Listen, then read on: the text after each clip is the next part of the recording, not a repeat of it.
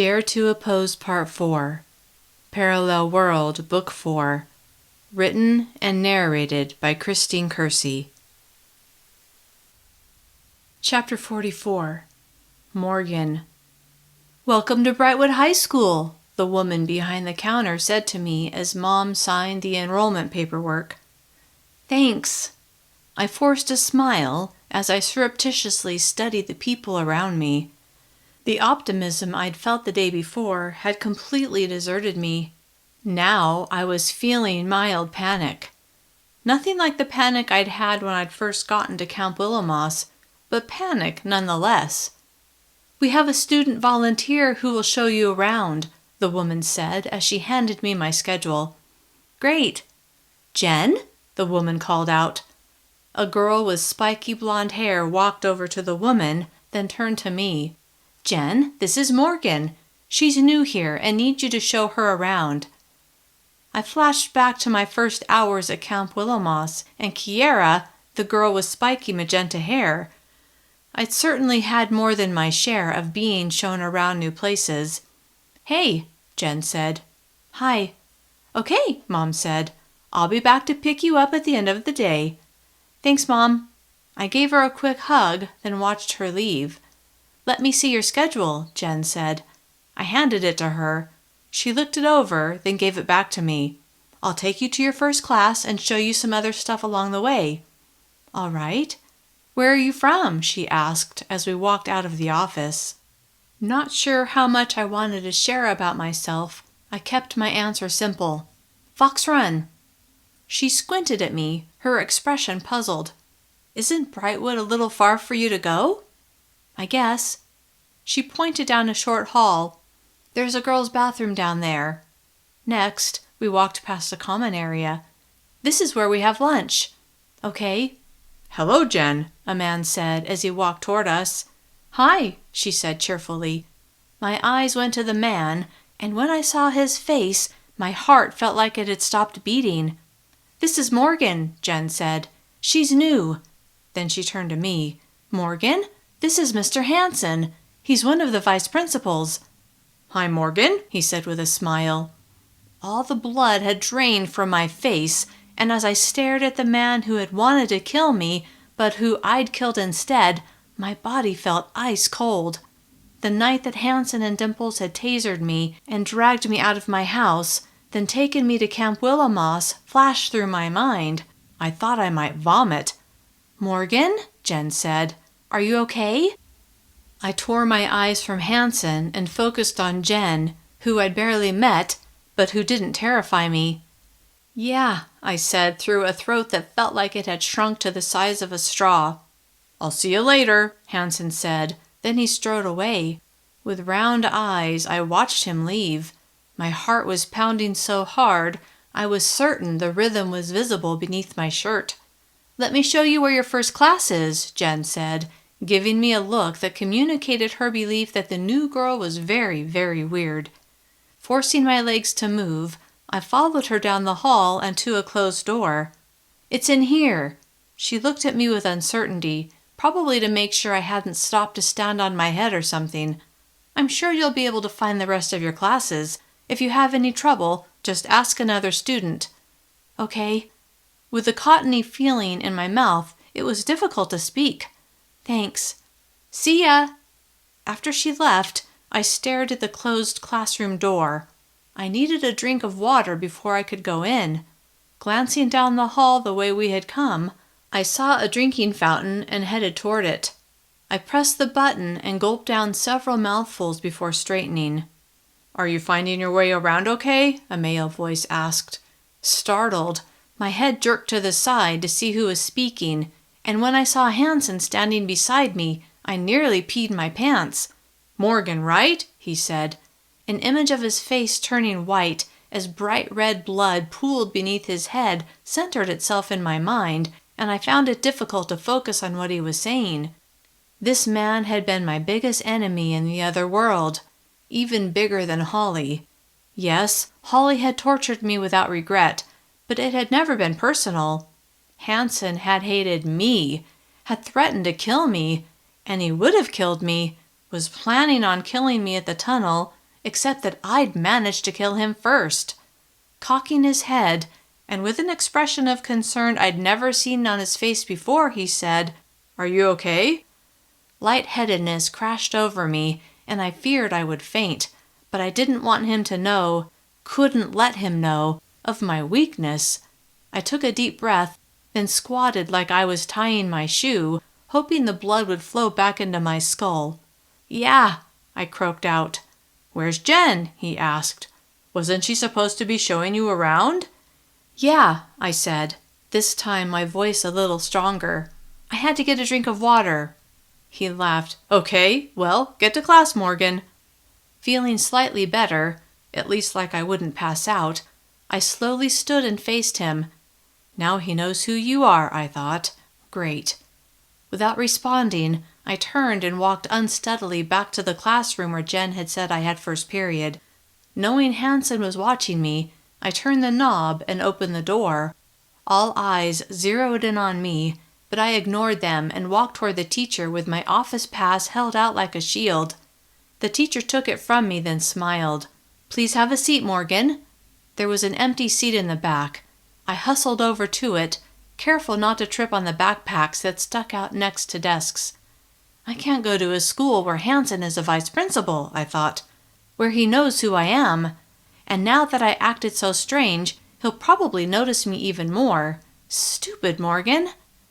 I half listened as the teacher taught her lesson, but all I could think about was how I could get back to Fox Run. I needed to talk to Billy, and the moment class finished, I dashed to the girls' bathroom and shut myself into a stall. Taking my phone out of my backpack, I called Rochelle's phone.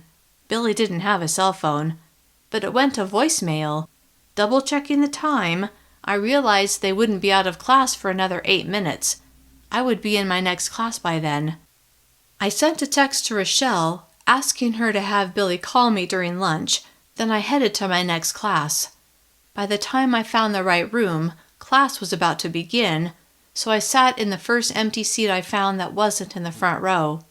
"Hey," the girl in the next seat over said.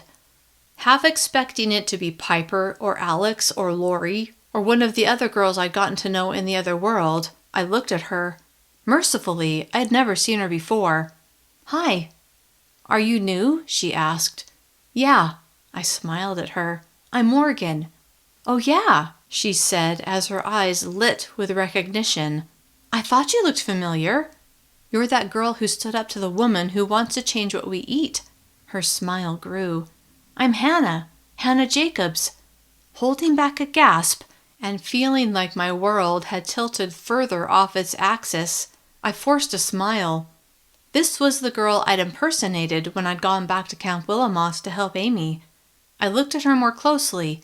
Shoulder-length brown hair, green eyes, thick lashes, and not at all overweight. She studied me with open curiosity. "You were going to Fox Run, right? Why are you going to Brightwood now?" The teacher began, saving me from having to answer her question. "I'll tell you later," I mouthed, feeling a kinship with this girl who I had pretended to be. Was I destined to run into all of the people I'd met in the other world? If I'd never crossed into the other world, would I have met the Billy of this world? Would he have become my boyfriend? The thought that I could possibly see this world's version of Beth, Mrs. Reynolds, Lori, and many other people I'd met in the other world staggered me. At least I would have the advantage of knowing them already. Chapter 45. Morgan. When class finished, Hannah said, "Hey Morgan, do you want to meet up at lunch?"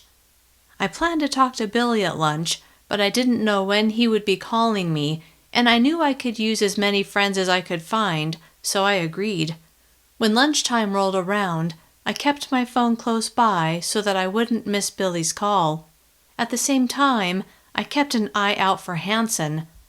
The thought of seeing him wandering around in this world thoroughly freaked me out. But at least this world's Hanson didn't hold a grudge against me. Not yet, anyway. Loud conversation filled the cafeteria, making me afraid I wouldn't hear my phone ring when Billy called, and I considered going into the hallway to wait. "Over here, Morgan," Hannah called out. I looked in her direction. She was motioning for me to come to her table. After a brief hesitation, I decided to join her and her friends. Winding my way between the tables, I glanced at the other students, searching the faces to see if any were familiar. None stood out, but something else caught my eye. Spaced around the room in even intervals, posters were affixed to the wall. All the posters were identical. It was Amy's poster, the one with the new slogan, "A healthy me is a healthy world." The HLO had infiltrated Brightwood as well. Unease slid up my spine. It didn't matter where I went, the tentacles of the government were everywhere. Suppressing a sigh, I made my way to Hannah's table, then swung my leg over the bench in the empty spot next to Hannah. I set my phone on the table where I could see it light up when it rang, then began unpacking my lunch, studiously ignoring the posters that were within my sight. "I was just telling Sarah that you're the Morgan Campbell that we saw on TV, telling that woman how stupid her idea is," Hannah said with a bright smile. A light blush rose on my cheeks at my notoriety, but then I realized I could use it to my advantage. People would be more likely to listen to my point of view if they thought I was some sort of minor celebrity. "Yeah," I said with a laugh. "I didn't know everyone would see that." "A lot of kids think that what the government is doing is ridiculous," Sarah said. 2 other girls joined us, Katie and Olivia. Everyone seemed nice, much to my relief, and I began to feel comfortable as I picked up my sandwich and began eating. "So," Hannah said as she lifted a potato chip from a small bag, "why are you going to Brightwood now?" Well," I said with a mix of embarrassment and pride, "the principal at my school didn't like it when I got, 20% of the kids to refuse to be weighed." "That's awesome," one of the girls said with a laugh. "Yeah," I said, "except that I had to leave my friends." Billy's face flashed into my mind, and I wondered if Rochelle had given him the message to call me. I checked my phone to make sure I hadn't missed a call. "I would hate that," Hannah said. "Plus, it's so unfair." Though true, it didn't change my reality. "I know." "We should do that here," Sarah said. "What?" one of the other girls asked. "Get kids to refuse." "You know," I said, "there's an opt-out form that your parents can sign. Then you won't have to be weighed." Sarah grinned. "I kind of like the idea of being opted in and then refusing to cooperate." "Yeah," Hannah said with a smile. I remembered that the Hannah Jacobs in the other world had agreed to let me impersonate her. She had been part of the resistance. My phone lit up as it rang. Snatching it from the table, I looked at Hannah. "I'll be back in a minute." Without waiting for her to acknowledge me, I threw my backpack over my shoulder, then swiped my phone to answer. "Hello?" I said as I pressed my hand over my other ear, trying to drown out all the background noise. "Morgan?" Billy said. "Just a sec. I need to go somewhere where I can hear better." I hurried away from the cafeteria and down a hallway where it was relatively quiet. "Okay." "Rochelle said you needed to talk to me. What's up? Is everything okay?" "You'll never guess who's at this school." Hanson's face filled my mind and I shuddered. "Who?" "Hanson," I whispered, then glanced around to make sure no one, especially Hanson, was near. "What?" "Yeah, he's the vice principal here." Billy was quiet as he digested this. "Okay, I guess I shouldn't be too shocked. Not after Tasco and Holly." "It really freaked me out," I said. "I'll bet. Are you okay now, though?" "As long as I don't have to see him, I'll be okay."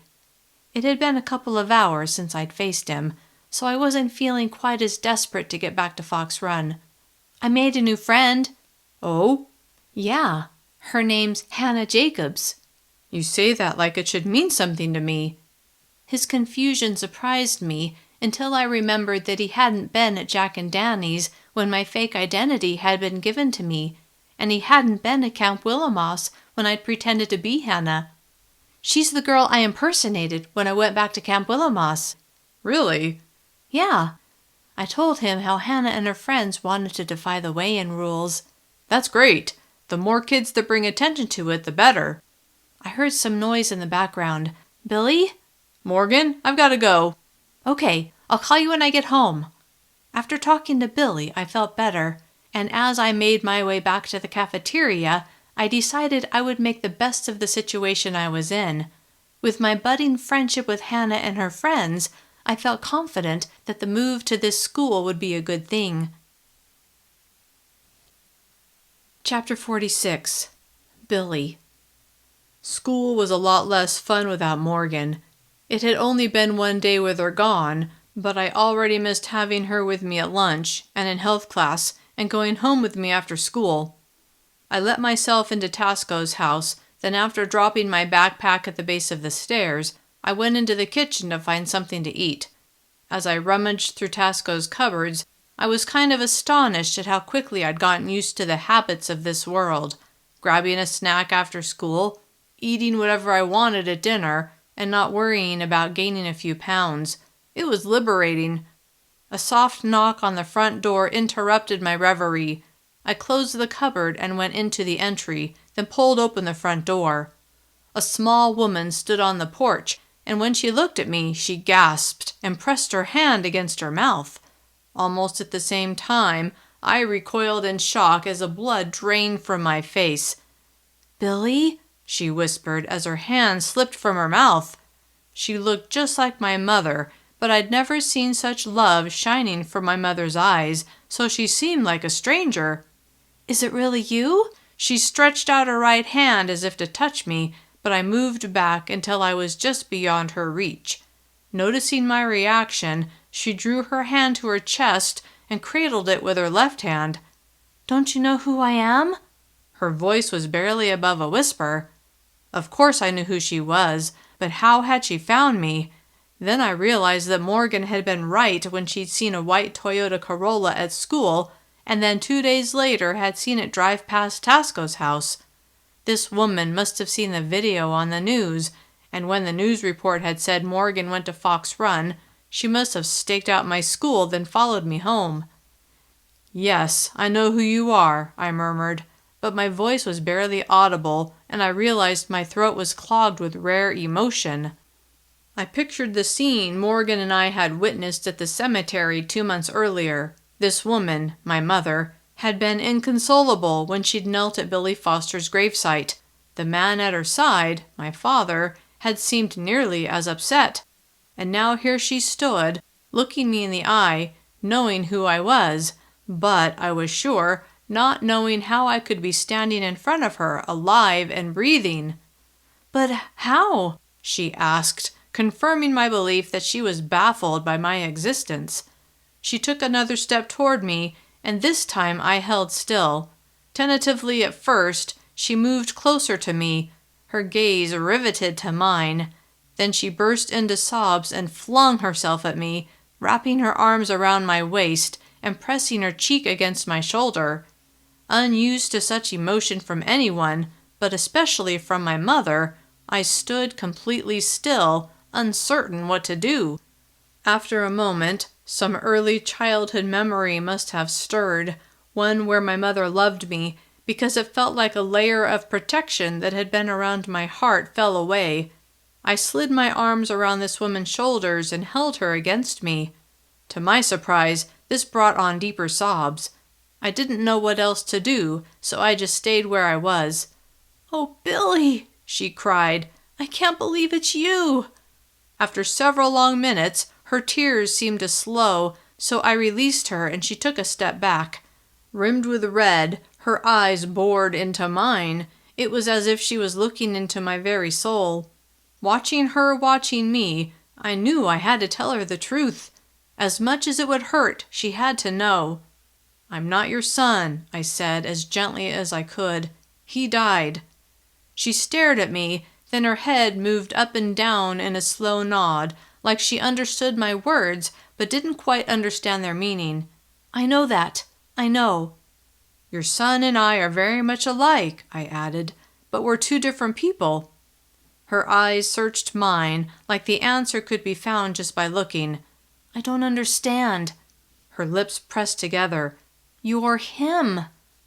I knew the reason for my existence, how it was possible, how it had happened, and I tried to imagine the confusion anyone else would have, the confusion she was having.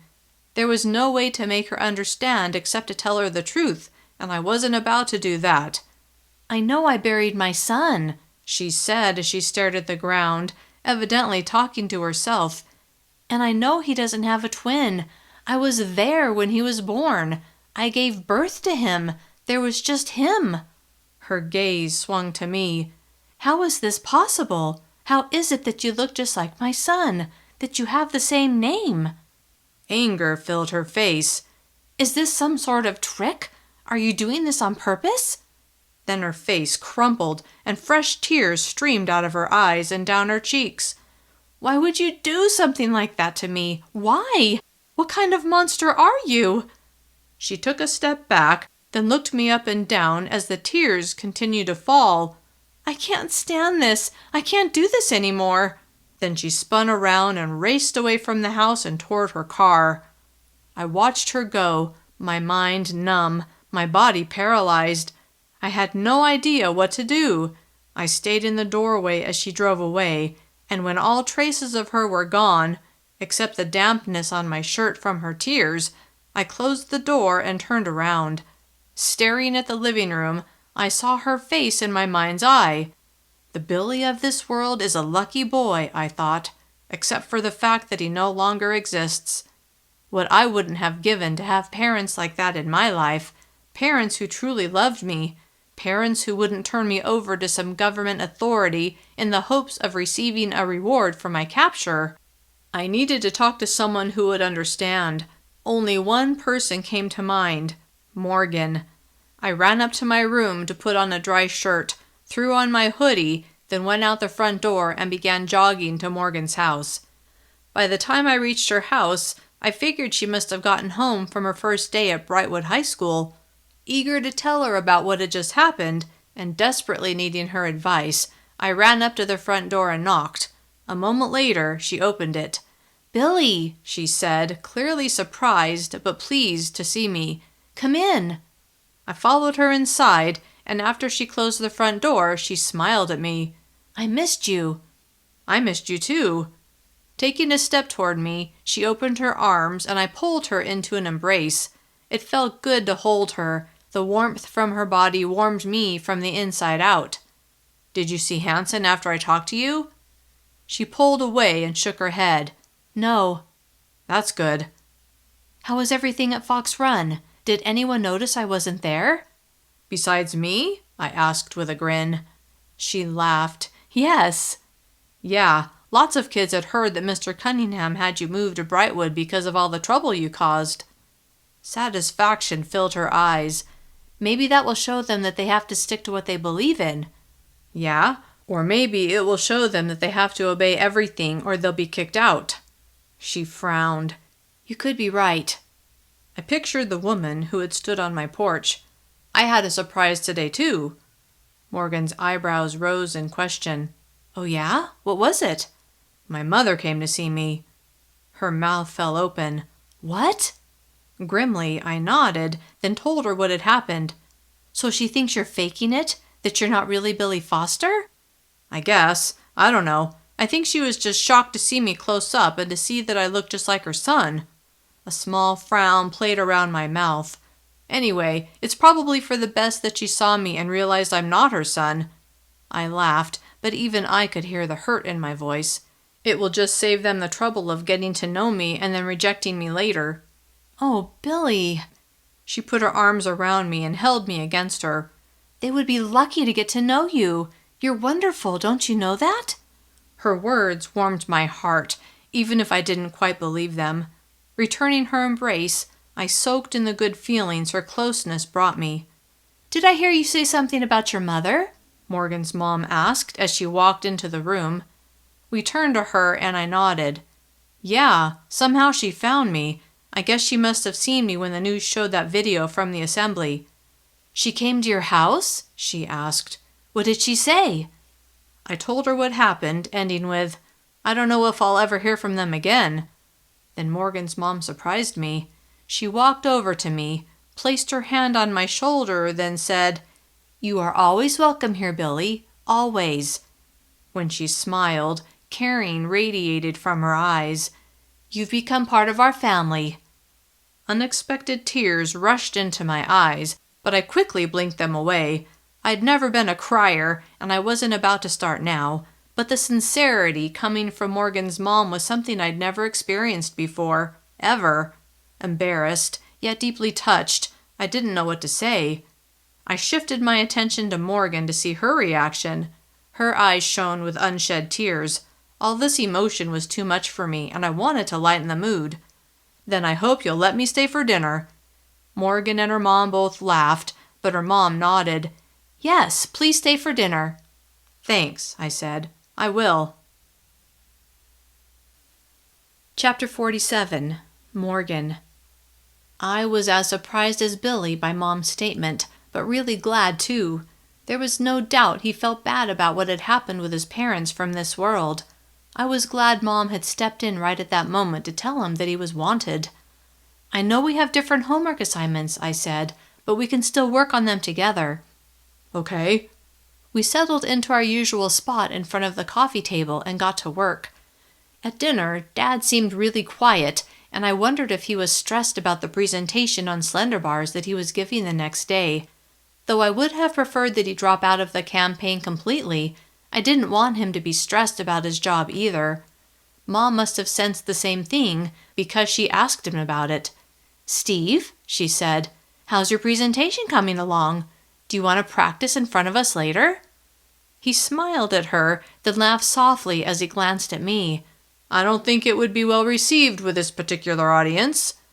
"Dad," I said, my voice showing that he was what was important, "I can still listen to it." His face softened as he looked at me. "I appreciate that, Morgan, but I'm not doing the presentation anymore." "What?" Mom asked, her head tilted and her eyebrows bunched. He turned to her. "That's right." Then he glanced at me before looking back at Mom. "After a lot of thought, I decided I wasn't the best person to promote that campaign, so I asked to be assigned to another project." Thrilled, I jumped up from the table and hurried over to him, then threw my arms around his shoulder. "Dad, you are the best." He placed a hand on my arm and gently squeezed. "You convinced me, honey." His change of heart was so unexpected, yet so encouraging, that I couldn't hold back my grin. I let go of him and went back to my seat. When I was seated, Billy reached for my hand under the table, and I slid my fingers through his.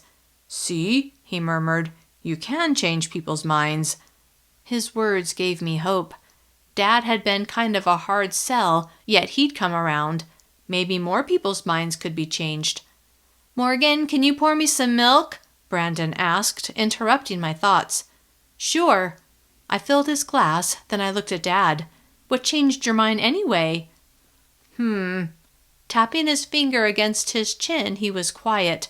"I don't think it was one thing, but more your passion and your conviction, together with your argument that it's not natural to stop our hunger using artificial means." "But we need to make sure and eat healthy foods," Amy said. Then her face lit up with a smile. "Just like I say in those commercials I'm doing." My eyes went to her as an ominous feeling swept over me. She'd obviously bought the message Holly was putting out, and I was sure many others would as well. It wasn't the basic message of eating healthy that I had a problem with. Rather, it was the added part, that the government was helping us to make healthy choices. "Yes," Mom said, "it is important to make healthy choices, but that's something you're learning at home, aren't you?"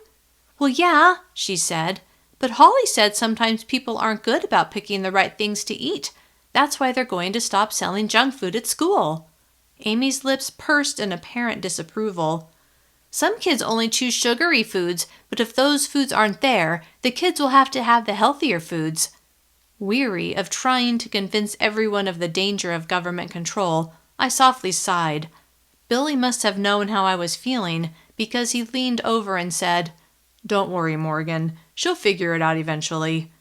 I hoped he was right. Chapter 48. Billy. When Morgan and her dad dropped me off at Tasco's house, I went inside and found Tasco in his office. "I'm back," I said. Looking away from his monitor, he met my gaze. "Were you at Morgan's?" "Yeah." He looked at the Slender Bars presentation he was working on, then back at me. "Did you hear that Steve dropped out of the Slender Bars campaign?" I nodded. He frowned. "He really put me in a bind." I had enough on my plate without worrying about Tasco's work problems, so I answered with a nod. "I have to bring the new guy up to speed now." He shook his head, obviously upset. "I'll be up late." "I'll be in my room," I said. "Right." He didn't even glance at me. Without another word, I headed to my room, and when I heard the doorbell a while later, I ignored it. I wasn't expecting anyone. I figured it might be the new Slender Bars guy, so I let Tasco get it. I heard voices, but I ignored them, until Tasco called to me from the base of the stairs. "Billy, come down here." Setting down the book I'd been reading, I stood, then headed down the stairs to see why in the world he wanted me to come down. I hoped he didn't want my opinion on his latest brilliant idea. "What's up?" I said as I reached the bottom of the stairs, but I froze when I saw the couple sitting on the living room couch. "Do you know these people?" Tasco asked as he gestured to my parents from this world. I stared at the faces of the people on the couch. The woman's eyes were red and puffy, and her shoulders drooped. The man, on the other hand, jumped to his feet, his eyes wide and his mouth hanging open. Then he took a step in my direction. Fearful, I moved back, but when Tasco put his hand up, the man stopped and I relaxed slightly. Ironically, Tasco seemed to be protecting me from my own parents. "Not exactly," I finally said in answer to Tasco's question. Tasco held up a photo and a newspaper clipping. "Can you explain these, Billy?" I took the items from his hand and looked at a family photo of the man, the woman, and me. Only it wasn't me. It was Billy Foster from this world. And he looked identical to me. Identical! Then I looked at the newspaper clipping. It was the obituary for Billy Foster. I turned to Tasco. I had no idea what to say. "These people claim that they're your parents." Tasco's eyes narrowed. "But you said your parents are dead." He glanced at the couple, then looked back at me. "They seem very alive to me." He paused. "What do you think?" Yeah," I said. "They're definitely not dead." Tasco's forehead creased in question. "Are these your parents, Billy?" I shifted my attention to the woman. Bright hope shone from her eyes. How long had it taken her to decide I wasn't a monster? My focus slid to the man who stood next to the couch.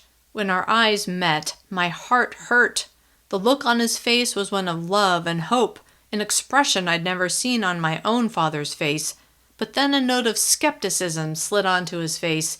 He had to be thinking of the son he knew and loved. As much as I wanted them to be my parents, they weren't. Not really. And deep down, I feared that if I allowed myself to be a replacement for their dead son, I would never measure up. In the end, they would reject me just as my parents had. "No," I finally said. "They're not." "Billy!" the woman burst out, her face crumpling as she began to sob. "Billy, please!" The man looked at his wife, then he sank onto the couch beside her and pulled her against him. I didn't know what to do with these people. The woman seemed genuinely distraught that my answer had been no. But what if I'd said yes? Would they have really taken me in? Would they love me? The idea of having parents who truly loved me was somewhat intoxicating, and I nearly told them I changed my mind. But I couldn't. How could I? They would want to know how it was possible, and they would never believe my story. "I'm sorry," Tasco said after several minutes, "but I'm afraid it's time for you to go." The couple stared at him, then the man stood, and with his hand still on his wife's shoulder, he said, "Mr. Tasco, I need you to look at the facts."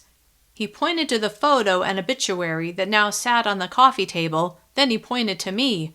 "That young man is the same person who is in the picture with us. He told you his parents are dead, yet here we are." He paused. "Something's very wrong here."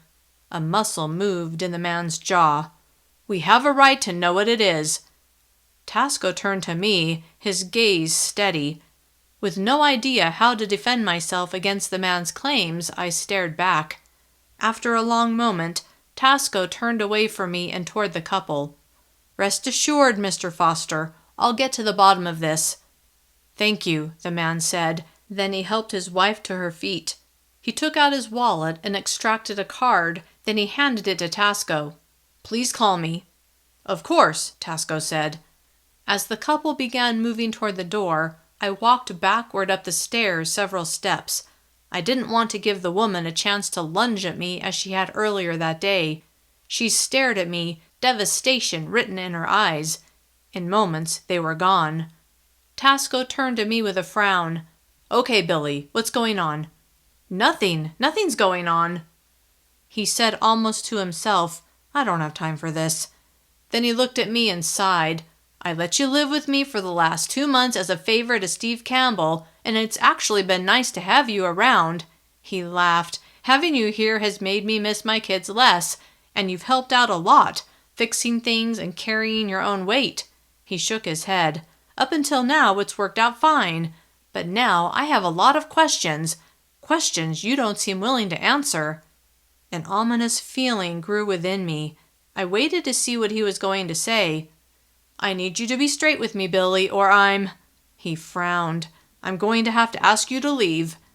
Straight with him? I imagined telling him that I came from a parallel world and could see him calling the police to have me arrested for, well, I didn't know what, but it wouldn't be good. "Well?" he asked. I clenched my jaw, then shook my head.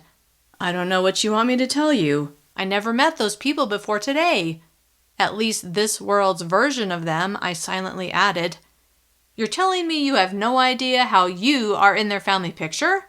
And why you have the exact same name as their son? A son who died? Come on, I wasn't born yesterday. What kind of scam are you trying to pull, Billy?" Scam artist, I thought. That's what he would have me arrested for. "I'm not trying to pull the scam," I said. "I'm just trying to live my life." He made a sound like the buzzer on a game show when the contestant gives the wrong answer, and I could tell he was losing any patience he might have had. "Wrong answer, Billy." "Tell me what the right answer is then," I said. He laughed, but the sound was tinged with anger. "Don't you get it? The right answer is, here's a novel idea, the truth." He nearly shouted the last 2 words. He stared at me. "I have too much work to do. I don't have time to stand here and deal with you. You have an hour to tell me what the hell is going on, or—" He shook his head, then he turned and stormed toward his office. Briefly closing my eyes, I let my thoughts settle, then I went up to the room Tasco had been letting me use. Looking around the space, sadness welled up inside me. This place had begun to feel like home, but deep inside I think I'd always known it couldn't last, and now it was ending. Telling Tasco the truth was not an option, so without a doubt I would have to leave. "At least I don't have much to pack," I muttered as I began pulling my clothes out of the dresser and down from the closet. Once I'd stacked everything on my bed, I looked at the small pile, then glanced around, trying to figure out where to put it. My backpack was too small. Besides, I still hoped I could attend Fox Run, so I didn't want to get rid of my school things. A garbage bag, I thought. I can put it all in a garbage bag. Quietly, I went out to Tasco's garage and took out a yard bag, carried it up to my room, then loaded my things into it.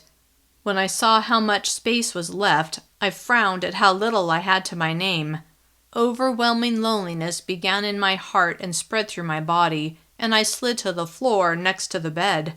Pressing my back against the bed, I rested my head against the soft comforter. I thought about all that had happened since I'd come to this world. Good things, as well as bad. I really liked it here, but I didn't belong. I realized that now. As much as I tried to make it work, it just didn't. Closing my eyes, I considered what I must do, and as much as it would hurt Morgan, I knew I had no other choice. I had to go back to my world. Chapter 49. Billy. My world was where I belonged. It had been in the back of my mind since I'd arrived, but I'd ignored it. Now the truth of it stood squarely in front of me. No one would question my existence in my world. I would even have a purpose. I could help Nick and his group with the resistance. That was where I was needed. That was where I belonged. The thought of going back to my home, Nick's home, really, filled me with hope. As much as I loved it here in Morgan's world, it was just too complicated. I craved the simplicity my world would bring. There, I knew who was who and what was what. True, the enforcers would love to have my head on a platter, but at least there I knew where I stood. Then I thought about Morgan. How would she react to me leaving? Would she try to follow me? No, I didn't think so. She hated my world. Besides, she'd found a purpose here, to reroute the way things were headed in this world. She would be disappointed when she discovered I'd left, and I would miss her terribly, but we would both be okay. We would both go on.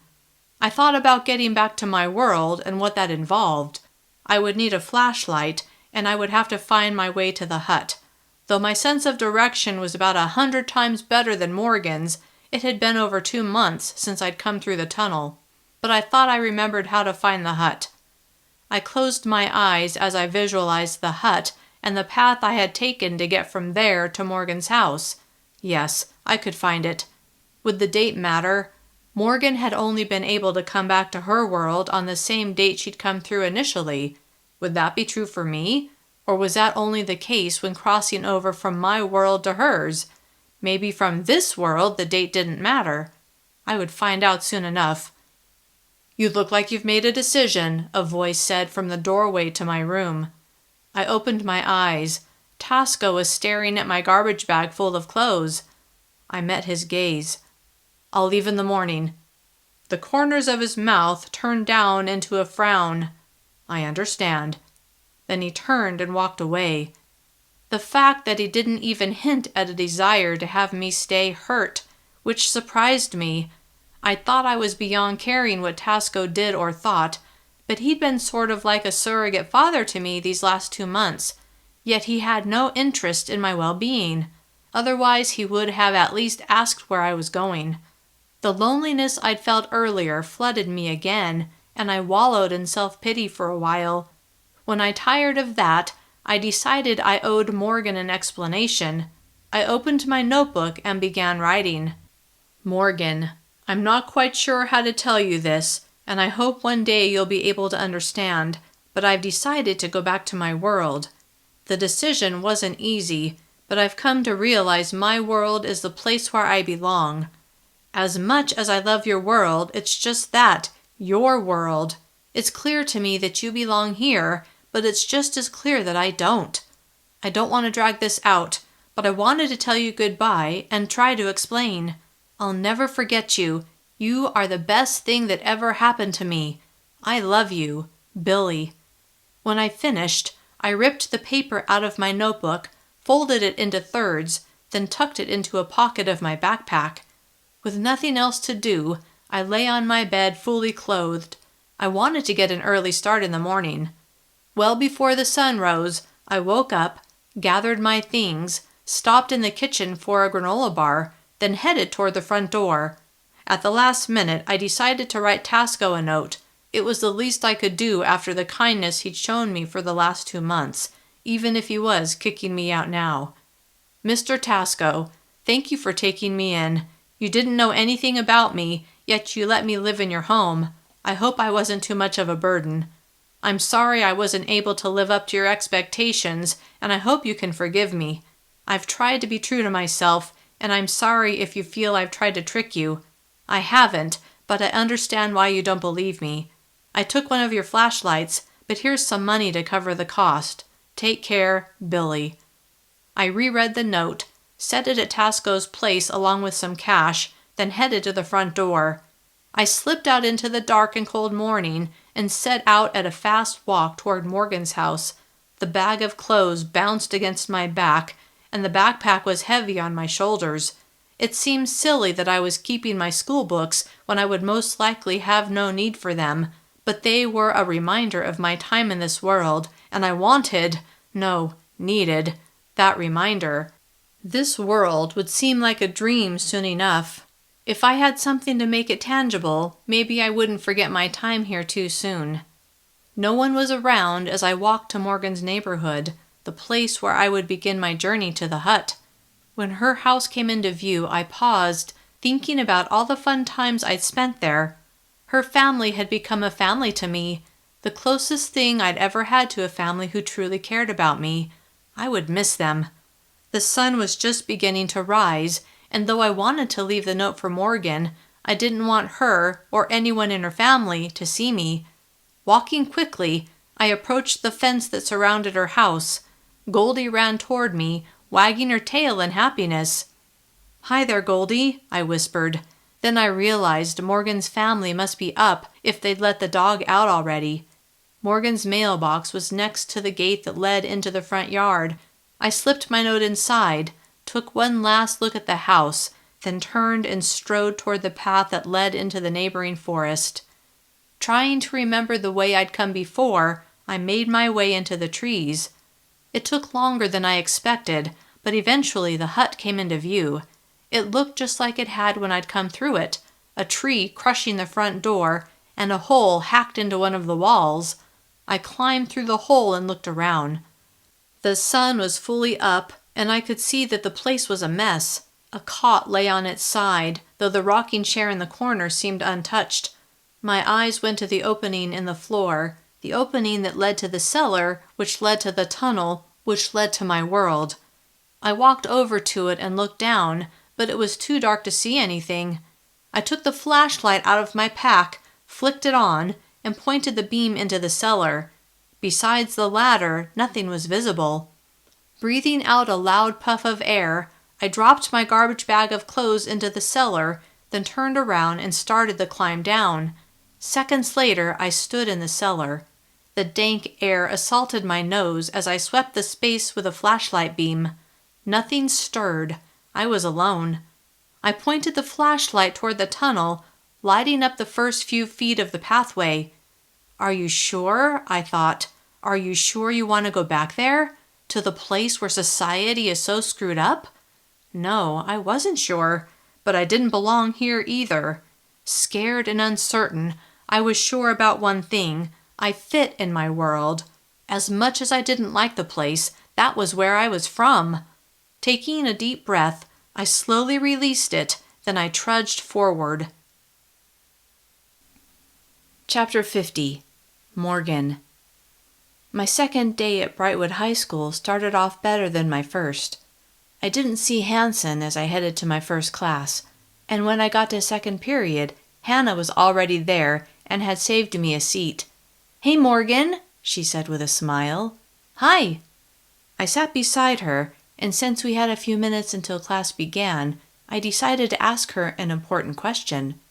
"Hey, I was wondering, do you know anything about Hanson, the vice principal?" "Like what?" "Like, is he someone to be feared, or is he, I don't know, easy on us?" "He's kind of new, so I don't really know. I just know he's in charge of discipline." Somehow that didn't surprise me. Her forehead furrowed. "Why do you want to know?" Then understanding shone in her eyes, and she smiled as her voice dropped to a whisper. "You're going to cause trouble here, aren't you, Morgan?"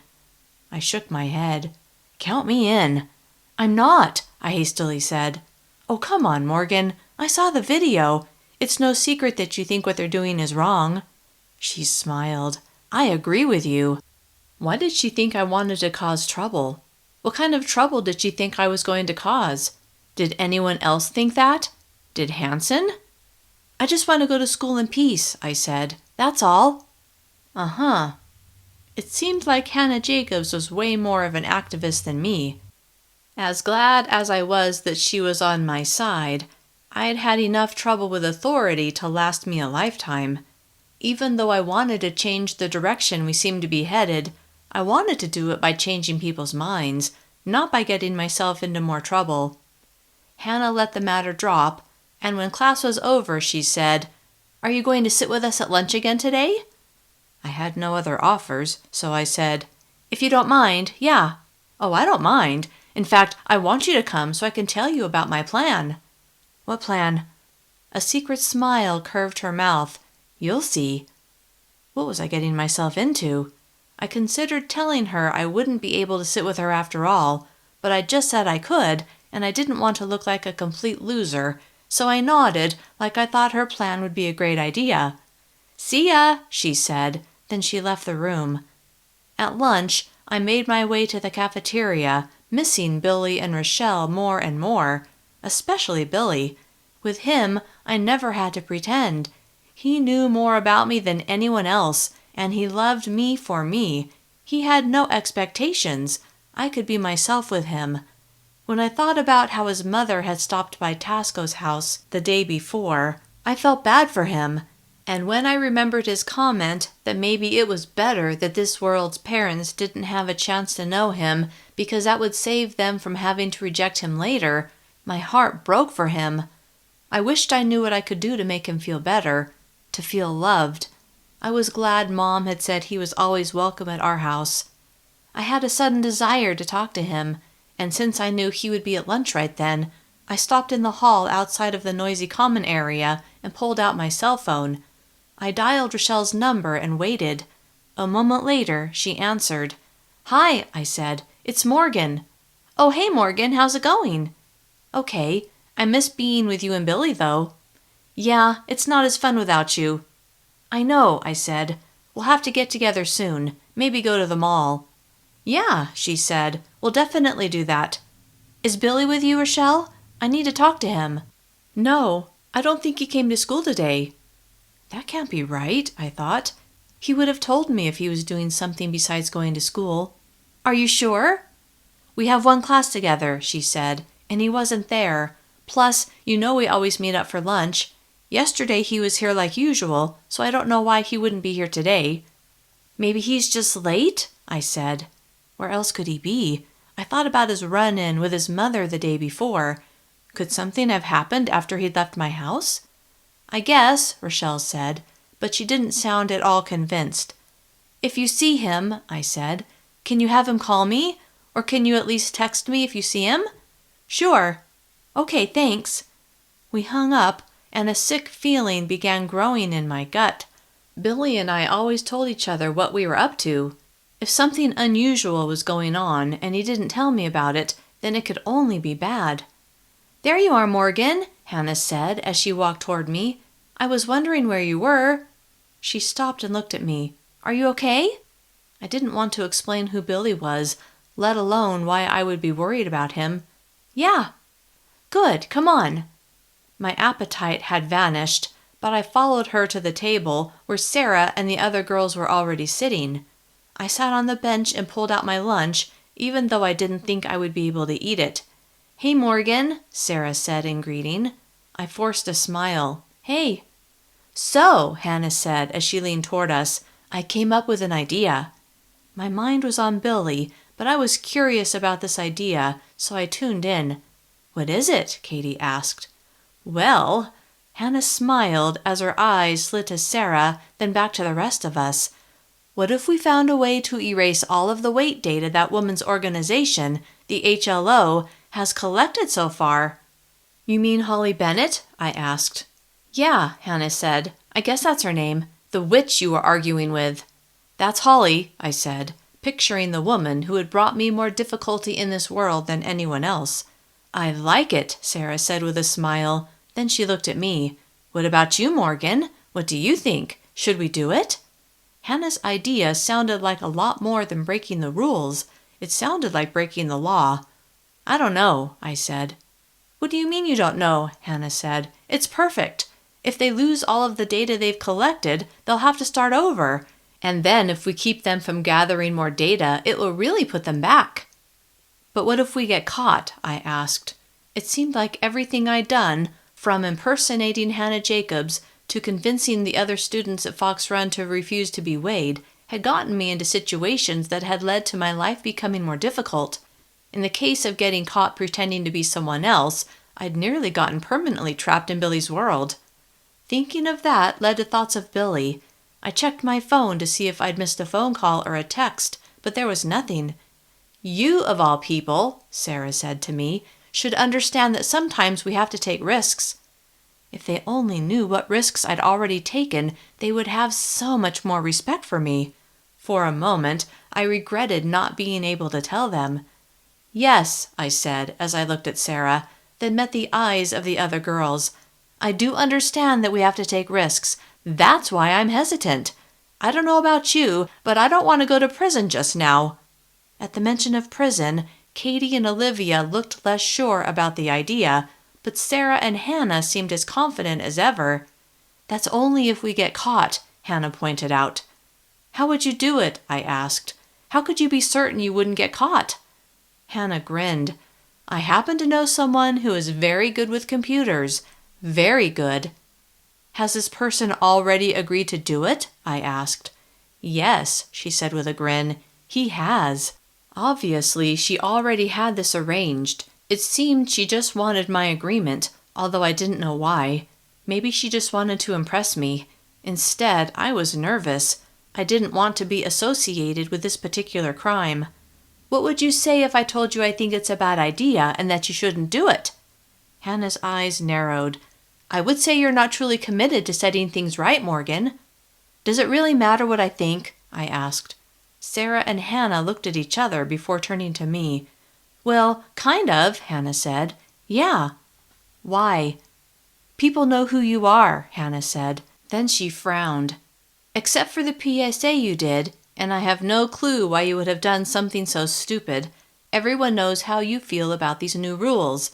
You can be the face for our cause. You are the face for our cause.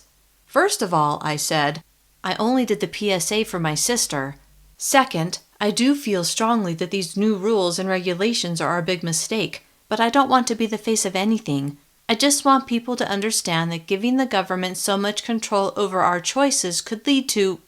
I'd almost said that it could lead to the government deciding that being overweight is against the law, but I didn't feel like being ridiculed right then.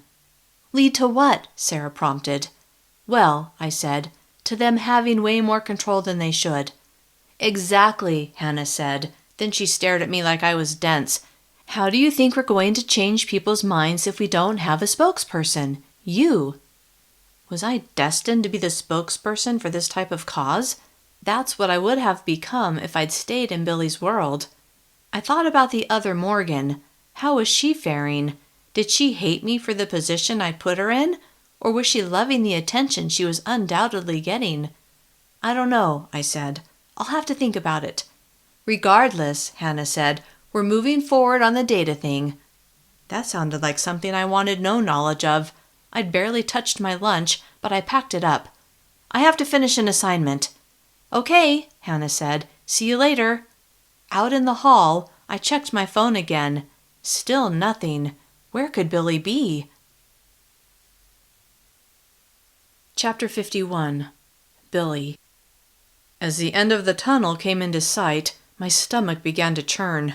What if coming back to my world had been a mistake? Would I be able to get back to Morgan? As her face filled my mind, I wondered how things were going for her at school today. I hoped Hansen wasn't giving her any trouble. Guilt pounded through me. How could I have left her? She meant everything to me. What was I doing? Bright sunlight made me squint as I exited the tunnel. I let my eyes adjust, then I looked around. All I saw were trees, bushes, and dirt. I had no idea what the date was or if I'd even made it back to my world. When Morgan had come to my world, she'd gone back 2 months. Had the same thing happened to me? Was today the same day I had initially come through the tunnel? If so, was Hansen's body still lying on the ground? The idea that his cold, dead body could be just feet from me made me shudder, but I had to know. With my bag of clothes still slung over my shoulder and my pack on my back, I walked away from the tunnel and into the trees where Hansen had tied me up and where Morgan had hit him with a branch, knocking him to the ground where he had hit his head on a rock and bled to death. As I worked my way toward the place I remembered, I thought about that day at the tunnel. I'd tried to convince Morgan to stay in my world. At the time, I hadn't truly believed she was from a parallel universe, but I'd hoped if I could persuade her to stay with me, that she would forget about her crazy idea of getting home and instead joined Nick's resistance group. It had turned out that she wasn't crazy at all. She'd been telling the truth the whole time. Now I was glad that she'd ignored my pleas and had gone through the tunnel despite my attempt to change her mind.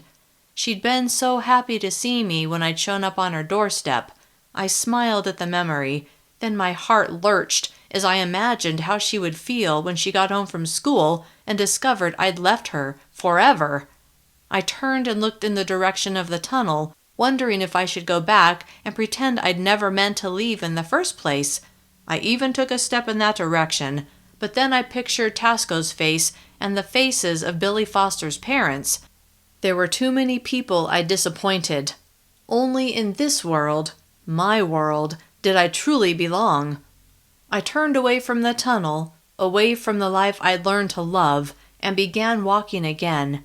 A short time later, I found the grove of trees where Hansen had died. I set my bag and backpack down and searched the area. There was no trace of Hansen or his blood, and there had been a lot of blood. I got on my hands and knees and looked more closely, but there was nothing, not even a drop of red. Either the place had been thoroughly cleaned, or the event hadn't taken place yet. Confused about when and where I was, I sat on the ground and leaned against a tree. The morning was chilly, but after all of my walking, I didn't feel cold. I pulled a granola bar out of my backpack and ate it, then drank some water. The sun warmed my face. I closed my eyes as I soaked in the rays that shone down. After a few minutes, I drifted off to sleep. When I woke, I looked around, trying to get my bearings, and remembered what had happened. Not eager to discover my fate, I let my mind wander as I thought about the things I'd experienced in the last year. Being homeless, being taken to a fat center by my own parents, meeting Morgan, escaping Camp Willamoss, joining Nick's group, coming to Morgan's world, meeting Billy Foster's parents, and finally traveling back through the tunnel and finding myself here. But where was here? I wasn't sure. There was only one way to find out if I'd made it back to my world, and what the date was. That was to go to Morgan's house and see who lived there. Scared to find out what I'd done, I slowly stood, then gathered my things and set off toward Fox Run. I'd hiked this path twice before, when I'd gone with Morgan on her first attempt to return home, and when I'd successfully made it through on my own. It didn't take long before I reached the edge of the forest. A few minutes later, Morgan's house came into view. It had become so familiar to me. I paused as I looked at it. What would I do without Morgan in my life? Maybe where I truly belonged was by Morgan's side, regardless of which world I was in. Sighing, I continued walking until I stood next to the low fence that surrounded Morgan's front yard. To my surprise, a dog that looked just like Goldie came racing around from the back of the house and stopped beside me on the other side of the fence. "Goldie, is that you?" She pranced around, her tongue lolling out and her tail wagging. She sure seemed like Goldie. Of course, Goldie had existed in my world, but Morgan's family no longer lived in this house when I knew her. Could I have gone back in time to before Morgan's father had been taken to the federally assisted thinning center? To before the time that the Morgan I knew had even arrived in my world? All the possibilities made my head spin. The mailbox caught my eye, and I remembered the letter I'd left in there earlier. Could it still be there? If it was, that would mean I'd never left Morgan's world. With trepidation and more than a little hope, I walked over to the mailbox and reached for the handle that would open it. Releasing a breath of air, I pulled the handle. My gaze darted to the inside of the dark box, and I saw nothing. It was empty. Disappointment crashed over me, taking me by surprise. I'd made it back to my world. Why wasn't I happy about that? Wasn't that what I wanted? Now that it was too late, I realized that the answer was no, I didn't. I wanted to be with Morgan, with her family, with people who truly cared about me. I closed the mailbox and my shoulders slumped. I'd made a mistake in coming back to my world. A serious mistake. This world was not where I belonged anymore. I'd made my home in Morgan's world, That was where I needed to be. I wondered if the tunnel would lead me back or if I was stuck here now. I turned to go, ready to let fate take me where it pleased, but then I heard Morgan's front door opening. I spun around as my eyes sought out the person who had opened the door. It was Morgan's mother. Our eyes met, and for a moment she looked confused, probably wondering what the boy with the garbage bag full of clothes was doing snooping through her mailbox. Fearful that she would call the enforcers, I turned to go, but her voice stopped me cold. "Billy?" How did she know my name? Morgan's mother in my world hadn't met me when they lived here. Then a new possibility asserted itself. Maybe I was still in Morgan's world after all. But if I was, where was my letter? I turned to face her. "Billy, what are you doing out there? Why aren't you at school?" She stepped onto the porch and closed the front door. Sweet joy blazed through me as I understood that I'd failed in my quest to get back to my world. I'd failed, and I was beyond thrilled. "Hi, Mrs. Campbell," I said, my voice shaking. "Billy, come here." Without a second thought, I obeyed, and when I stood on the porch in front of her, tears tried to push into my eyes. I rubbed them away before they had the chance to make themselves visible. "What's going on? Why are you here on a school day?" She looked at the garbage bag hanging over my shoulder. "What's that?" "It's all of my clothes," I said, opting to answer the simplest question first. "Your clothes? Why are you carrying all of your clothes?" Her eyes became round as understanding seemed to dawn. "Did Richard ask you to leave?" "It was my choice," I said. It wasn't fair to blame Tasco. He'd given me the chance to stay, but I decided not to tell him the truth. I couldn't tell him the truth. If I told him the truth, he would have kicked me out for sure. I smiled at the irony. "But why? Was it not working out?" "It had to do with Billy Foster's parents." "Oh." She studied my face. "Why don't you come in and you can tell me about it?" I followed her inside, and as we entered the living room, peace swept over me. This was what home felt like. Why hadn't I recognized it before? Maybe because it was so new to me. I set my bag and backpack on the floor, then sat on the couch while Morgan's mom sat on a recliner. "Tell me what happened," she said, her eyebrows knitting together. I told her how Billy Foster's parents had come over to Tasco's house and shown him the family photo and the obituary, then how Tasco had demanded to know what was going on. He told me if I didn't tell him the truth I would have to leave. A half-smile tilted my lips. "Well, you know that I couldn't tell him the truth. Even if I did, he wouldn't have believed me." I frowned. "So I left." "Oh, Billy, I'm so sorry." She leaned forward and placed her forearms on her knees as she appraised me. "You can stay here." My eyebrows rose at the unexpected invitation. "Really?" "Of course." She sat up. "Where else would you go?" I shrugged. Where else would I go? I had no idea. She smiled. "Then it's settled." Warmth surged through me. She actually wanted me to stay. She wasn't doing anyone a favor like Tasco had done or taking pity on me. She was actually choosing to have me stay. I don't know what to say." Tears rushed to my eyes. "Thanks." She was being so good to me that I was tempted to tell her about my failed attempt, to go back to my world. But I decided telling her wouldn't help anyone, and I wasn't so sure I wanted Morgan to know. Which reminded me, I left a note for Morgan in your mailbox, but it's not there now. "Oh," she said with a smile. "Our mailman comes early. I found it when I got the mail." Panic that she'd read it, and now knew my secret, swept over me. "Did you—" "No," she said with a laugh. "I didn't read it." She stood. "I'll get it for you." A moment later, she handed me the letter, still folded neatly into thirds. "Thanks."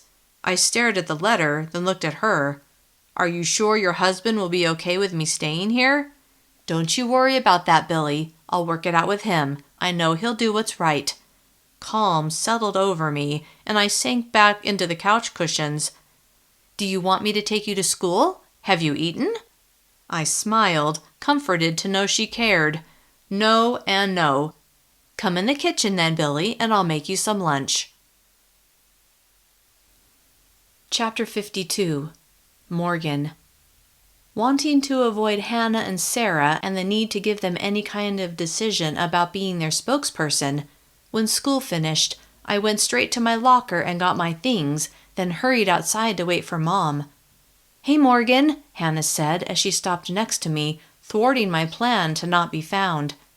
"Hey, you've had some time to think about it, so—" Hope and eagerness filled her eyes. I looked at this girl I'd impersonated at Camp Willowmoss. She'd taken a huge risk for me so that I could help my sister. In fact, I wondered if she would be punished in the other world because surely the enforcers would have found her and questioned her, maybe even tortured her, all because she'd helped me. As fearful as I was of getting into trouble for being part of hacking into a government database, I wouldn't actually be the one doing it. All I would be agreeing to is to be a sort of spokesperson for this resistance that was springing up. Where was the danger in that? Besides, it was the least I could do for Hannah, even if it wasn't this Hannah who had risked so much for me. I stared at her, then without allowing myself to think of all the reasons why I should say no, I said, "Okay, yeah, I'll do it." "Yay!" With a wide grin, she reached out and squeezed my arm.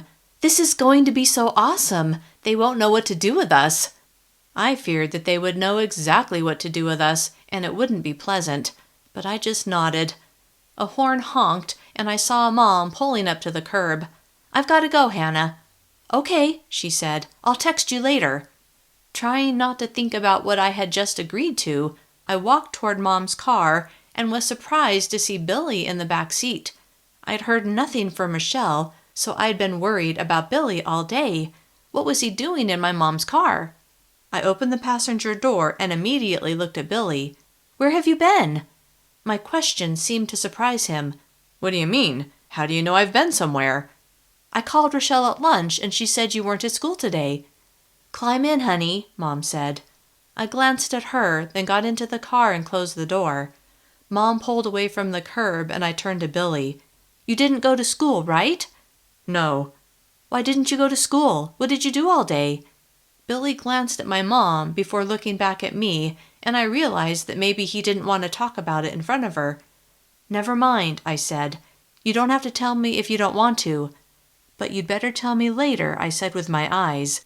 He smiled. "I already told your mom, but I'd rather explain when we get to your house." He'd already told my mom? What was that all about? And what exactly had he told her? "Okay." I turned around in my seat, my curiosity piqued, and stared at the road as Mom drove. When we reached home, Mom turned off the car, then looked at me. "Why don't you and Billy go for a walk? I'll bring your backpack in for you." Startled at her suggestion, and wondering what could be going on, I just nodded. "Come on, Morgan," Billy said as he got out of the car. More intrigued than ever, I got out too, and when Billy took my hand and led me down the driveway, I went willingly. "What's going on?" He smiled at me. "A couple of things have happened since I saw you last." "Okay." He told me how Billy Foster's parents had shown up at Tasco's house the night before, and how Tasco had gotten mad at him for not explaining how he was in their family picture. "I couldn't tell him the truth, so I had to leave." I gently squeezed his fingers that were intertwined with mine. "I'm so sorry." He'd been through so much in his life, and now this. "What are you going to do?" He laughed. "Well..." I looked at him with expectation. Clearly, he had more news to share. "Well, what?" "Your mom said I could stay with you guys." I stopped and turned to face him. "Seriously?" "Yeah." "That's awesome." I dropped his hand and threw my arms around his neck. His arm slid around my waist. Pressing my cheek against his shoulder, we held on to each other for a while. "I'm so glad, Billy." "Me too." He pulled back and looked at me. "You have no idea." "I can move in with Amy," I said, my mind whirling with solutions to the challenge of having an additional person in our house. "And you can move into my room." "That's nice of you, but no." "Then where are you going to sleep?" "On the couch." "The couch? That's no place to live." He smiled as he stroked my face. "Your mom and I already talked about it, and for now at least, I'm going to take up residence on the couch." I didn't like the way that felt so temporary. I wanted him to have a permanent home. which made me think of Billy Foster's parents. Billy, Billy Foster's parents, if they want you to be their son so badly, why don't you want to see what they're like? Chapter 53. Billy. I don't know, Morgan. And I didn't. The idea of getting to know my parents in this world definitely had appeal, but it was fraught with challenges too. Why not? Her voice softened. What's the worst that could happen? What was the worst that could happen? Let's see. I thought of all the worst-case scenarios, then said, they could hate me and kick me out. They could insist I explain how I exist, and then when I can't, they would kick me out. They could end up being worse than my parents, although I don't know how that's possible. I paused. Yes, I do. They could turn me over to the police and tell them I'm running some type of scam. I tapped my chin. What else? Oh yeah, they could try to make me over so that I'm just like their son, and when that doesn't work, they would kick me out. I smiled at Morgan, but it was forced. That's all I can think of off the top of my head, but you may have noticed that they all end up the same way, me being out on the street again. That's what terrified me the most. I just had an offer from Morgan's mom to let me move into their house. Why should I turn that down on the off chance that complete strangers would like me well enough to let me live with them? It sounded like a risk I didn't want to take. Okay, Morgan said. I can see your point, but you need to look at the other side of it too. What do you mean? She laughed. You're so used to everything going wrong, you can't even consider how getting to know them could end up being a good thing, can you? A good thing? I thought about that and realized she was right. It was like I was programmed to expect the worst, but that was only because the worst is what I'd always gotten. Okay, tell me what you think could happen. She smiled. All right. You spend time with them, get to know them, and they love you and want to be your parents. They know you're not the son who died, they know you're different, but they love you anyway. You fill a hole in their hearts, but you also become a son to them, their second son. Her voice softened. Don't you see, Billy? You need to give them a chance. Trying to visualize what she described, I imagined coming home from school and having my mother hug me, happy to see me. I saw my father coming home in the evening, then working with me side by side. I pictured myself sitting with them at the dinner table, with them listening with sincere interest as I told them about my day. Warmth surged into my chest at the possibility of having my own family. Not this transient life I'd been living, but a permanent and loving home. Was it truly possible for me? I knew it was possible in general. I only had to look at Morgan's family to see that such a family existed. But was it possible for me? Maybe I should give them a chance. What was the worst that could happen, really? They reject me? I'd had plenty of rejection in my life. I could take it if it happened again, especially if not taking the chance meant bypassing the one and only opportunity I would have to be with people who were as close to being my parents as anyone ever could be. Maybe you're right, I said. Morgan studied me. Does that mean you're willing to give them a chance? I rubbed the back of my neck as I considered her question. Did I really want to take the chance? But nothing worth having was ever easy. Maybe it was time to do something different, something I wouldn't normally do. Yeah, I guess I am. Smiling, she nodded. That's great. I guess we'll find out how great it is soon enough. I had no idea how to proceed. What should I do? Just show up at their house? Do you know their phone number? The man, I laughed at the absurdity of the situation. My father? He gave his card to Tasco, so I could get it from him. Or you could just go to their house. Or I could call first. You'll have to decide what to do. Her face brightened. Maybe you can invite them to come to my house and my parents can be like, what's that word they use in these situations? I shrugged. I'd never been in this situation before, so I had no idea. Facilitator, that's it. What does a facilitator do? I guess they help things along. You know, make everything happen more smoothly. I like the idea of not having to face these people alone. Tasco didn't seem like the best facilitator, but Morgan's parents, if they agreed, would probably do a good job. I could take Amy and my brothers to a movie or something, so that they're out of the house. It felt like we'd already set up our first meeting, and I wasn't sure if I was excited or terrified. Yeah, okay. Great. Let's get their number from Tasco, or I'll bet we could even just find it online. My heart pounded at the concrete task we could complete that would definitely move Morgan's plan along. My mouth was suddenly desert dry. Okay. Now that we have that settled, she said, then her smile dimmed, I have to tell you something that happened at school today. Does it involve Hanson? She shook her head. No, but it's still not great. What is it? She told me about her new friends, Hannah and Sarah, and their plan to hack into the HLO's database and delete the weight data the organization had collected so far. You agree to this? I was kind of shocked that she was willing to do something illegal. I wouldn't be involved in that part of it, but I would kind of be the spokesperson. Hannah will text me later to give me more information. She bit her lip. What do you think? When I didn't answer, she said, You think I should have said no, don't you? I think you should have talked to me about it before you agreed to do anything. This reminded me of when we were at Jack and Danny's, and Morgan had gotten the idea that she had to go into Camp Willamoss to save Amy. I'd warned her that it was a mistake, and she hadn't listened to me, and she'd nearly gotten trapped in my world. Luck had played a large part in her escape from Holly. I didn't know if she would have the same luck in this situation. I can tell her I changed my mind. But you don't want to, do you? I could see from her expression that she just wanted me to endorse her decision. I don't know. I mean, I want to change what people think about the government having so much control, but I don't want to go to jail doing it. Exactly, and it sounds like Hannah and her group are willing to do almost anything, even break the law. A thought came to my mind, one that made me very uncomfortable. If you're the spokesperson, won't that mean that you'll be the one who could get arrested if this hack is tied back to your group? Or will this Hannah girl stand up for you? I mean, who else will be publicly known as being part of this group? Chapter 54. Morgan. Billy's point scared me, but only because he was right.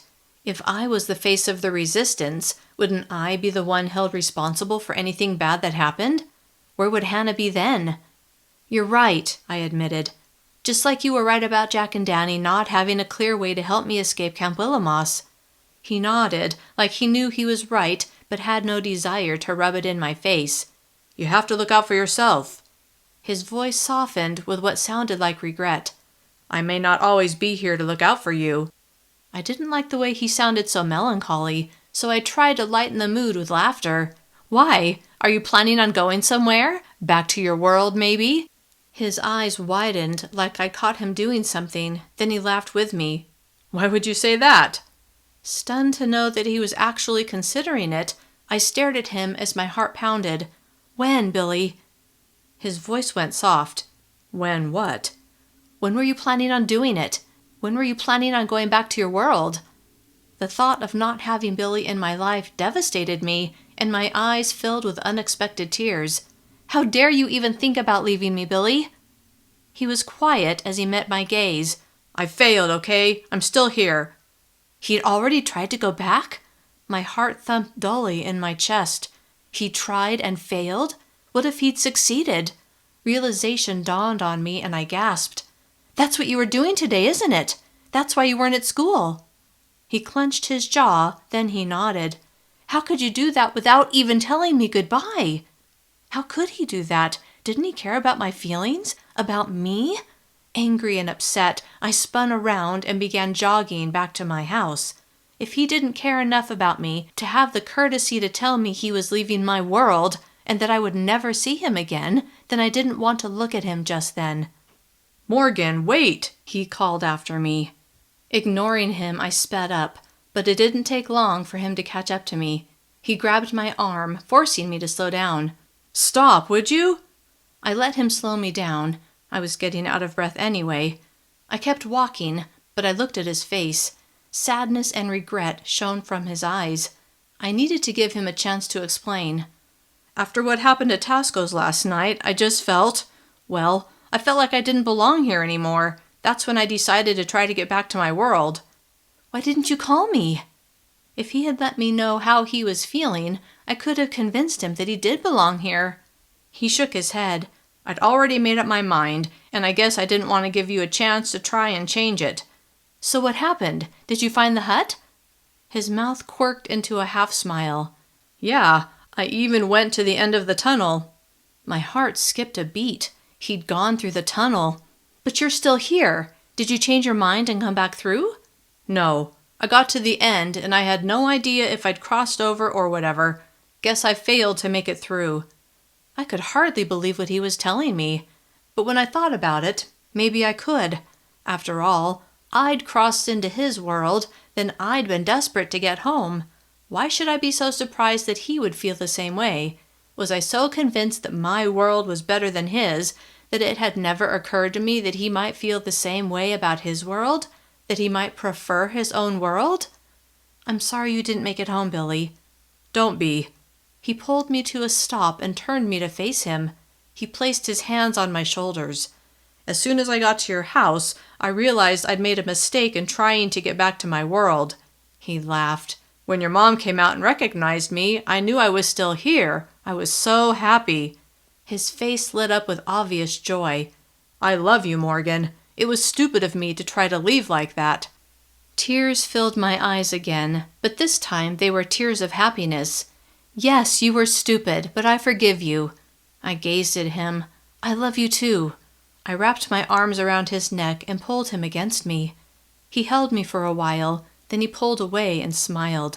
Your mom's probably wondering what's taking us so long. Probably. Hand in hand, we walked back to my house, and I felt happier than I'd felt in a long time. That evening, I got a text from Hannah telling me that she had an idea for a video where I could introduce our ideas. She suggested we could all post the video to our social media sites. I showed Billy her text. What do you think? It's starting already? I guess so. I stared at Hannah's message, wondering what to tell her, finally settling on, Great. Let me know what you need me to do. Billy read over my shoulder and laughed. So much for telling her you're not going to do it. I know, but I'm not actually doing anything yet.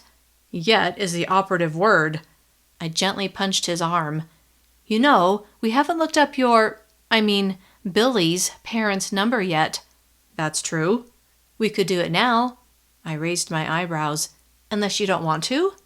No, I want to. He smiled. At least I think I want to. I stood, then grabbed his hand and tugged. Good enough. Let's do it. Chapter 55. Billy. I let Morgan pull me to my feet, and with a mix of reluctance and anticipation, I followed her to the computer.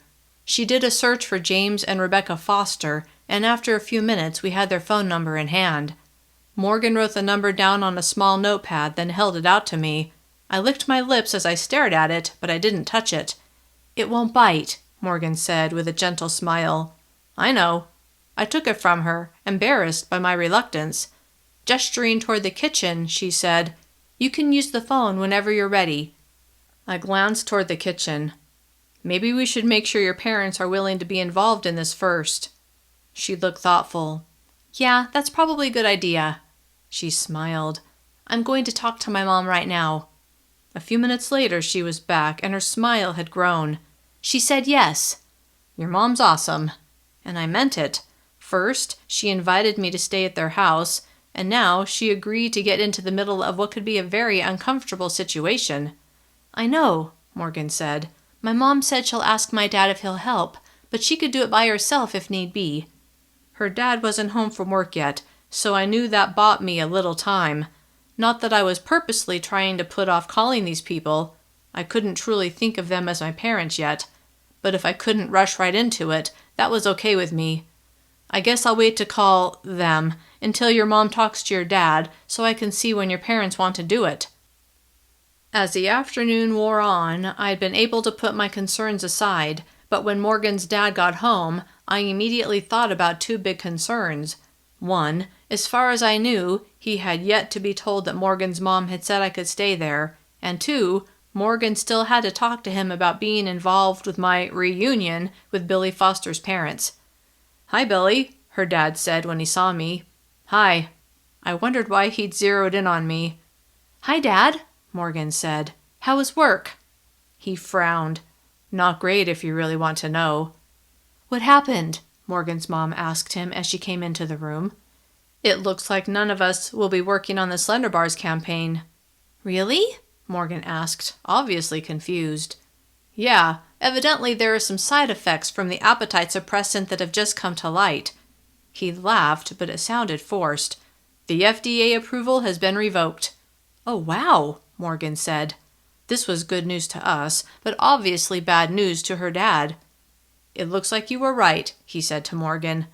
At least they figured out there's a problem before people started buying it. He nodded, then looked at me. Richard said you moved out of his house. All eyes swung in my direction. Yeah. He didn't give me any details, but that, on top of the Slender Bars thing, her dad shook his head. He was not happy today. I could imagine. Of everyone in the room, I was probably the most aware of how much time Tasco had spent on the Slender Bars campaign. Yeah, I said. It didn't work out. What are you going to do now? Her dad laughed, but he sounded upset. You certainly can't stay here. My gaze shot to Morgan, then back to her dad. Steve, her mom said, I need to talk to you. Looking her way, he frowned. Can you come upstairs? My stomach churned as I watched them walk up the stairs. I knew they were only going up there to talk about me and my problems which seemed to be becoming their problems. Maybe we should forget this whole thing, I said to Morgan.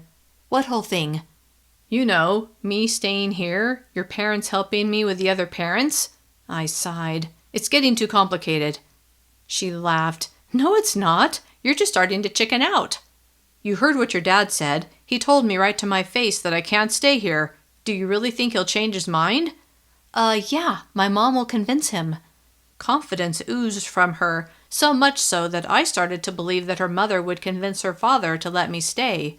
Until her parents came back downstairs. One look at her mother's face, and I knew I needed to start figuring out where I could live. Any good feelings I developed since Morgan's mother had invited me inside earlier vanished. Let's sit down, Morgan's mother said to Morgan and me. It was quiet with just the four of us. Zach and Brandon were playing soccer in the yard, and Amy was in her room. You can't make him leave, Morgan said, obviously reading her mother's expression. Calm down, her dad said. You haven't even heard what we have to say. Morgan slipped her hand into mine, but when I saw her dad look at our intertwined fingers, I knew she wasn't helping my case. She must have noticed him looking too, because she pulled her hand back into her lap. Morgan's mom and I talked about your situation, he said as he looked at me. She gave me a little more information, and I've reconsidered. Shoving down any hope that wanted to manifest itself, I kept my gaze steady on Morgan's dad. I felt Morgan's hand slide into mine, and I was glad. Her touch anchored me, which was exactly what I needed. I understand that you're going to reach out to some people. His forehead creased with confusion. Your parents? Dad, Morgan said in a tone that showed her impatience with his puzzlement. We told you what happened. These people are his parents in this world. She sighed. Don't you get it?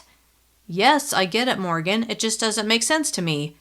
He turned his focus back to me. Regardless, Morgan's mother and I have decided that you can stay here for a while, but we expect you to either make your peace with your...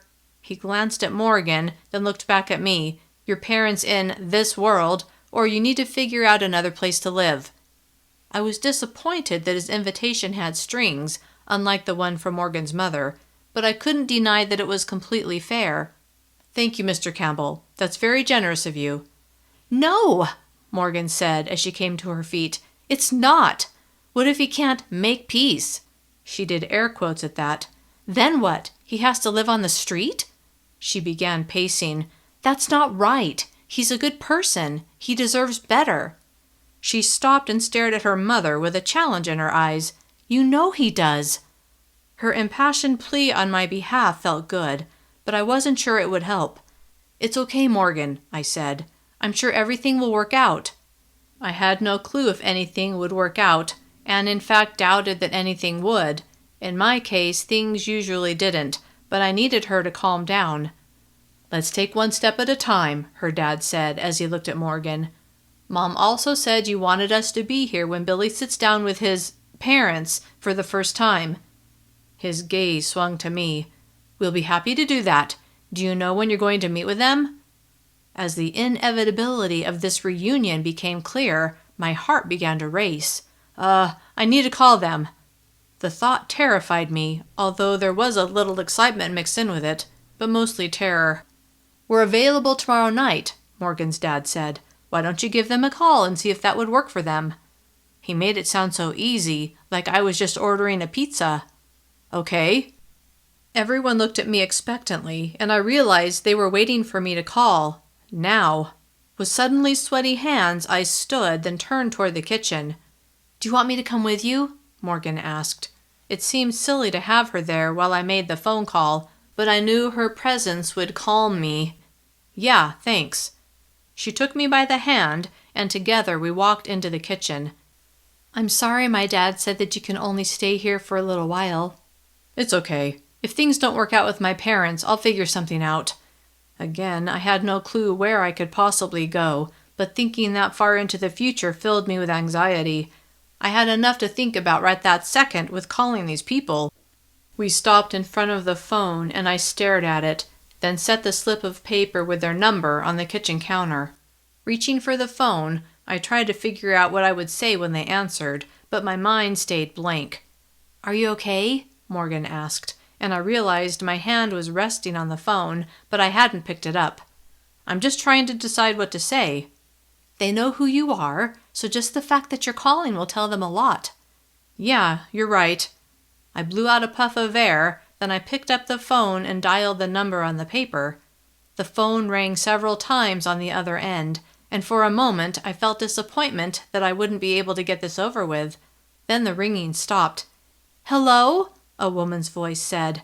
My mouth went dry and my eyes snapped to Morgan. She nodded like she was saying, "Talk to her." Hi," I said. "Billy?" At first I wondered how she knew it was me when I'd only said 2 words, but then I realized that of course she knew my voice. She'd listened to it for 17 years. "Yeah, it's me." She was quiet. Then in a voice filled with tears, she said, "I can't believe you're calling." Her obvious joy in hearing from me touched me, and my throat knotted up with unshed tears of my own. "How are you?" she asked after a long silence. "I'm good." At least that was an easy question. Why are you calling?" "Here goes. I was wondering if you and your husband would like to sit down and talk." "Oh, yes," she immediately said, as if she'd been wishing for that exact thing. "Very much." Encouraged by her enthusiasm, I went on. "Okay, can you do it tomorrow night?" "Yes. Where would you like to meet? At Mr. Tasco's house?" "No," I quickly said. "No. I'm staying at a friend's house. Her parents said we could meet there." "All right." I gave her Morgan's address and set it up for 7 o'clock. "Thank you, Billy. You don't know what this means to me." Not sure how to respond, I said, "You're welcome." A moment later, we hung up, and I turned to Morgan with a relieved smile. "I'm glad that's over with." "I can tell." Then she laughed. "You do realize that that was the easy part?" I nodded. "Yeah."